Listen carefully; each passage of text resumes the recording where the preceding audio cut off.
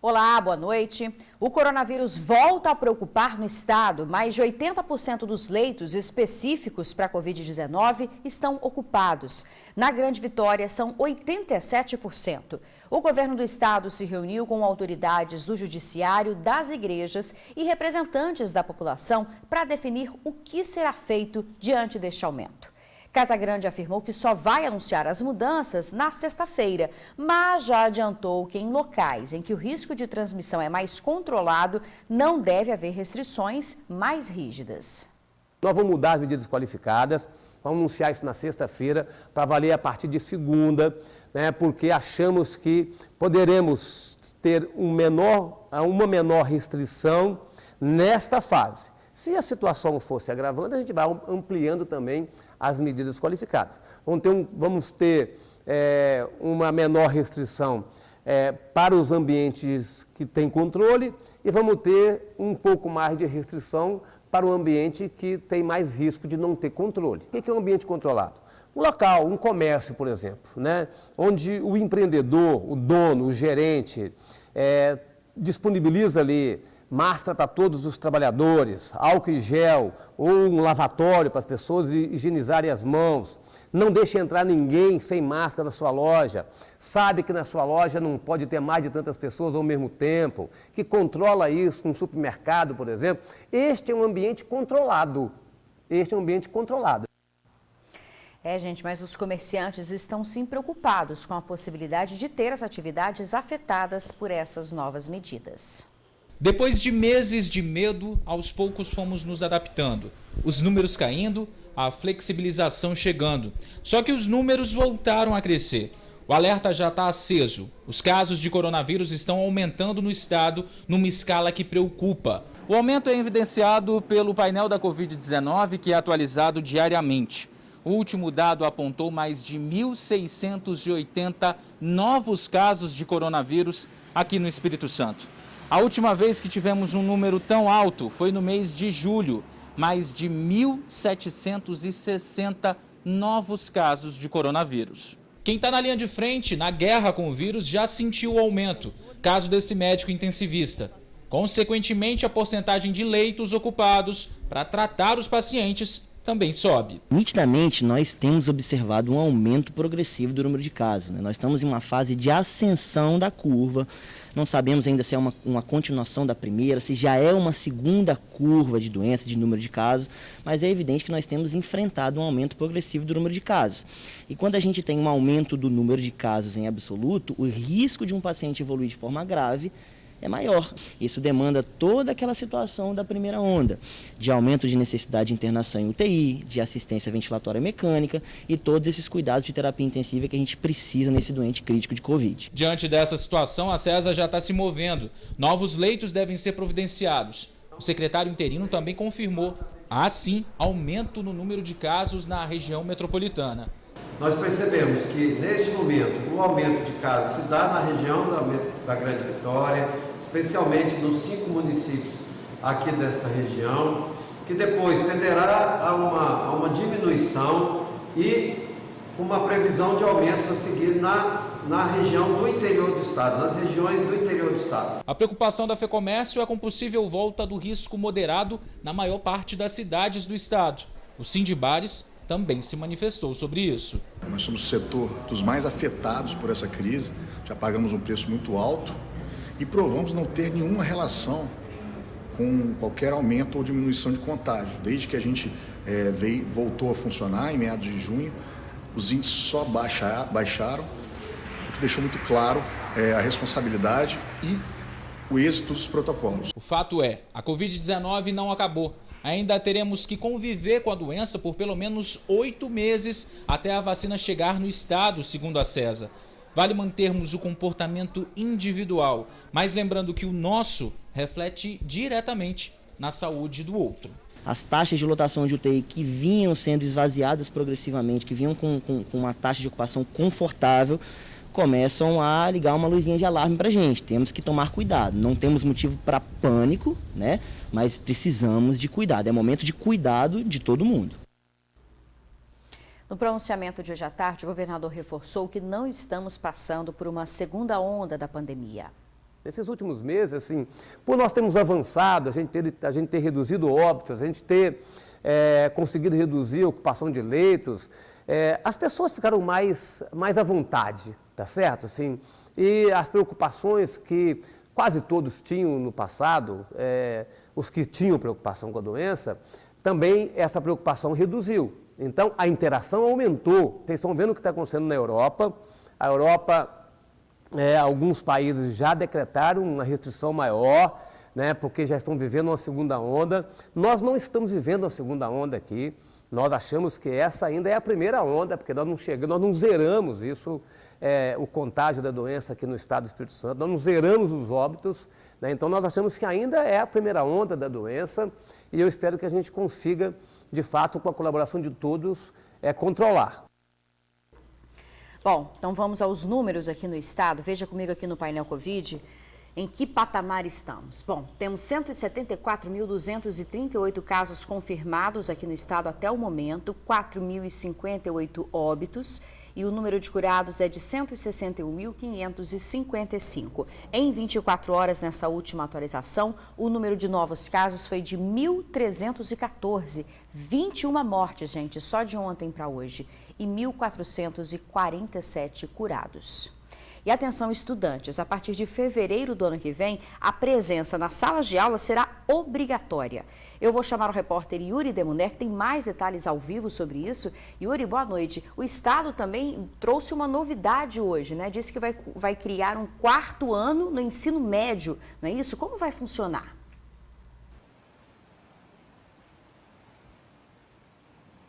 Isabela, boa noite para você, boa noite para quem está em casa. Pois é, as novidades da rede pública de ensino foram anunciadas hoje pelo governador do estado e também pelo secretário de Educação. Uma delas é justamente essa, a criação do 4º ano do ensino médio. Esse 4º ano ele não vai ser obrigatório e vai ser voltado para alunos que estão concluindo o ensino médio neste ano. Aquele estudante que, de certa forma, se sentiu prejudicado com o conteúdo que foi aplicado neste ano por causa da pandemia, ele vai poder decidir estudar mais um ano na rede pública. O secretário explicou que essa medida não vai ser adotada em todas as escolas e em todas as cidades do estado, e o 4º ano será uma espécie de reforço voltado para a preparação do Enem. Vamos ver o que o secretário disse. Quem está neste ano de 2020, no 3º ano, poderá optar por encerrar a educação básica ou continuar no ano que vem, 2021, cursando a 4ª série. Terá também na 4ª série a oportunidade de não só complementar conteúdos que talvez tenham sido prejudicados no ano de 2020 em razão da pandemia, como também preparar-se para o Enem que teremos em outubro de 2021. Um outro ponto que foi decidido hoje é o retorno obrigatório das aulas presenciais a partir do mês de fevereiro do ano que vem. Nas escolas estaduais, os alunos vão ter que frequentar as aulas, será obrigatório, mas o esquema de revezamento vai continuar. Numa semana, metade da turma vai para a escola e a outra metade estuda de forma online de casa. Na semana seguinte, os grupos mudam. Metade que estava na escola fica em casa e a outra metade que estava em casa vai para a escola. Agora, alunos, pais e mães, atenção aí. O processo de rematrícula e transferência começou hoje e vai até o dia 9 de dezembro. A pré-matrícula será a partir do dia 10 de dezembro e vai até o dia 28 de dezembro. Todo esse processo será feito no site da SEDU, que é o www.sedu.es.gov.br. Eu vou repetir, www.sedu.es.gov.br. E a partir de agora também, o aluno precisa ter CPF para fazer a matrícula nas escolas públicas do estado. Então pega a caneta aí que eu vou repetir as datas, né? Rematrícula e transferência a partir de hoje até o dia 9 de dezembro. A pré-matrícula vai do dia 10 de dezembro até o dia 28 de dezembro. Depois disso, lá no mês de janeiro, a partir do dia 12, as matrículas terão que ser efetivadas no site. Uma última informação, Isabela, o governo do estado também anunciou a abertura de mais 31 escolas de tempo integral aqui no Espírito Santo a partir do ano que vem. Essas são as informações, as novidades da rede pública de ensino anunciadas hoje pelo governador Renato Casagrande e também pelo secretário de Educação. Eu volto com você aí no estúdio. Obrigada, Yuri, pelas suas informações. Bom, a gente faz um rápido intervalo. No retorno, a gente fala do trabalho infantil aqui no estado. E ainda, marido se entrega à polícia após a mulher ser assassinada na Serra. Um instante só. 2 dias depois da morte da mulher em Camará, na Serra, o marido se entregou à polícia. As primeiras informações eram de que ela tinha sido vítima de uma tentativa de latrocínio. Na tarde desta quarta-feira, Isaías Júnior Carvalho se entregou à polícia. Ele é suspeito de matar a mulher Mirela Figueiredo Perúzia, de 27 anos, em Camará, na Serra. A princípio, o caso estava sendo tratado como latrocínio, mas agora parece ser mais um caso de feminicídio. A vítima era casada com Isaías há 11 anos e deixa uma filha de 7. Segundo informações da família, ela era muito calada, quieta e não comentava sobre a vida conjugal. Mas eles teriam discutido no domingo em um posto de combustível. O acusado teria, inclusive, batido na vítima. Um dia depois da briga, a atendente de padaria foi encontrada morta no meio da rua. Mirela estava indo para o trabalho quando foi baleada e não resistiu aos ferimentos. Segundo informações, o suspeito foi no velório e no enterro da mulher. Mirela completaria 28 anos agora em dezembro. A família falou com a nossa equipe por telefone, mas ainda não tem mais detalhes do crime. Agora a gente fala de uma outra triste realidade. Com a queda na renda familiar devido à pandemia, aumentou o trabalho infantil. Em um ano, 100 crianças e adolescentes foram para as ruas. Uma realidade nas ruas de todo o país. Crianças, adolescentes, o futuro da nossa nação já cedo enfrentando, bem entre aspas, tá? Mercado de trabalho das ruas. Vende uma bala aqui, mostra a destreza em equilibrar objetos ali, verdadeiros malabaristas na arte de se equilibrarem na vida que ainda está só começando. Mas não há nada de romântico nessa realidade. Muito pelo contrário. Uma realidade no nosso país, no nosso estado e também na nossa cidade. Aqui na capital, por conta da pandemia, aumentou o número de crianças e adolescentes trabalhando. Já são mais de 220, só nesse ano de 2020. A maioria vem de outros bairros, 40%, principalmente da Serra e também no município de Cariacica. É o caso do nosso amigo de 16 anos. Ele é de Laranjeiras, na Serra, e desde os 12 trabalha nas ruas. E por que você começou a fazer malabares? É para ajudar minha mãe, né? Porque a gente veio pra cá, não tem nenhum parente aqui. Aí apertava as coisas, eu vinha pra cá pra poder ajudar ela. Mesmo assim, diz ele que consegue estudar. Qual a profissão que você quer seguir? Eu pensava muito em ser policial federal, só que agora eu tô começando a seguir negócio de MC. E a escolha dessas crianças e adolescentes de vir de outros municípios para a capital é uma frequente. Por conta dos pontos fixos de trabalho infantil e de alta lucratividade ou de mediana lucratividade para essas crianças, elas buscam aqui em Vitória, e isso também dificulta o processo de acompanhamento, identificação e também acionamento dessas famílias nos seus próprios territórios. O fato é que se a criança ou adolescente está trabalhando é porque há algum problema em algum lugar. Problemas financeiros na família, falta de escola. Os programas de erradicação do trabalho infantil estão atentos a esses detalhes. A gente pode encaminhar essas famílias para os serviços de fortalecimento de vínculo do território, os CAJUNs. A gente encaminha também para o ProJovem, no caso dos adolescentes, mas não só. Aqui em Vitória a gente teve o auxílio emergencial municipal, a gente também encaminha para o auxílio emergencial do governo federal, que agora, né, a gente está se extinguindo, e também para o programa Bolsa Família, além de benefícios eventuais, como cesta básica e outros atendimentos. Agora em casa deve ter alguém afirmando, mas trabalhar não mata ninguém. Mata sim. Matou, talvez não diretamente, o Cauã Rodrigues Bertoldo Guimarães. Esse menino aí, de 13 anos. Ele fazia malabares ali na Dante Michelini. Foi atravessar em meio aos carros e acabou sendo atropelado. Ainda estava com o rosto pintado porque era assim que ele trabalhava. A gente precisa compreender que o trabalho infantil é uma grave violação aos direitos daquela criança. E algumas pessoas podem pensar, e a gente ouve, é bem comum falar, eu trabalhei, mas eu não morri. E sim, crianças morrem, sim, crianças perdem a visão, sim, crianças são mutiladas. O nosso amigo que equilibra as bolinhas no sinal também conhecia o Cauã. Os dois estudaram juntos. Ele ainda pode, o Cauã não mais, fazer parte de um programa de aprendizado que as empresas podem oferecer.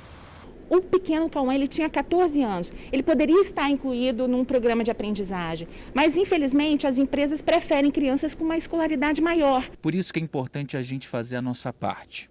discar 100, 156, em casos mais graves até 191. Crianças e adolescentes, que são o futuro da nossa cidade, do nosso país, do mundo. Nós não podemos fechar os olhos para essa realidade, temos que enfrentá-la e combater isso. Olha, o Ministério Público do Trabalho disse que recebeu em 3 anos mais de 200 denúncias envolvendo exploração do trabalho infantil. A seguir, inscrições abertas para cursos gratuitos, são mais de 5.000 vagas. A gente já volta. Oportunidade de cursos gratuitos e para as mulheres. São mais de 5.000 vagas e as inscrições já estão abertas. Em abril, quando Flávia ficou desempregada, viu que era hora de se reinventar. Decidiu fazer cursos qualificantes e hoje administra a própria empresa. Os cursos foram o divisor de águas na vida da Flávia. Tem me ajudado bastante em relação a desenvolver mesmo a prática de vendas, né? Porque até então eu só era atendimento de laboratório. E ela não para por aí. Aproveita toda a oportunidade de estudar para estar sempre atualizada no mercado de trabalho.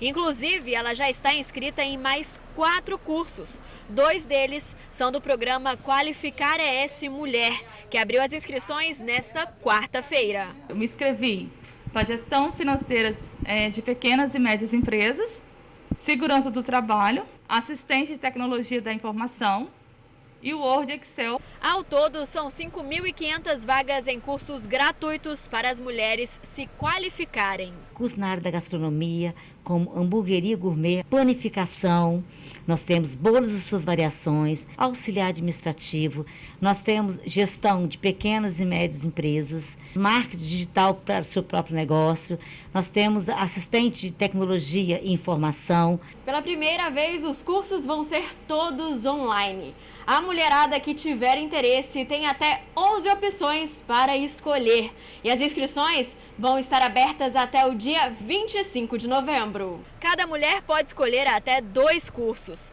As vagas são limitadas. Ficou interessada? A Solange explica pra gente como faz para se inscrever. Entrar no site, lá em inscrições, do Qualificar ES Mulher e se inscrever. São mulheres acima de 16 anos de idade, que sejam residentes em qualquer lugar do estado do Espírito Santo. Ao todo, são 500 vagas para cada curso. Então, faz igual a Flávia e corre para se inscrever. Eu acho que é importante para a gente que é mulher buscar também a nossa independência. Olha, gente, então só reforçando, as inscrições vão até a quarta-feira da semana que vem. Basta acessar qualificar.es.gov.br.